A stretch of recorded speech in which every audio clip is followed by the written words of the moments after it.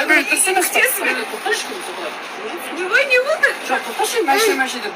Қазір жоқ, менде машина болса, бірақ енді машина алып кетпейді ғой. Бірақ Айгүлік маған былай жоқ. Айгүлік сен мотивация бергенде не деген сен? Сен машинаға келеді. Осы блогерға дейін кездерім еске алсам, мысалы, не істемедім. Стройкада да жүрдік, мусорда жинадық, бассейнда жудық, разнорабочийда болдық, опалубщикте болдым, арматурщик. Қамыр болып қапсыз шыны керекші. Негізінде мынау сол үшін ана біздің үлкен аталарымыз, апаларымыз ұзақ өмір не үшін сүреді? Біз қазіргі жастарында өп кеткенбіз.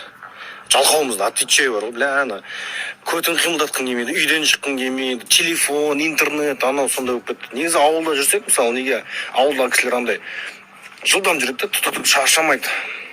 Почему? Постоянно движение жүреді. Қазір мысалы, мына кірпішті тасып алдық та, бекішмен брачықсы. Прикинь, шаршап қаладым. Мен датал үй соғатынбыз, батя екеуміз, батя ағалармен үй соғып, сарай соғып, мысалы, үйде тірлік істеген кезде. Сонда ол кездері қатты шаршамайды деймін да, қазір андай ентіп қалып, кәдімгі шаршап қалып, кәдімгі сезіп отырмын ше. Ол кездері тірлік істей береді екенбіз. Былай қарап тұрсаң. Мен біраз нәрсе істедік оған дейін. Енді қазір осындай шанс болыпты, телефонмен жүріп. Көз қорқақ.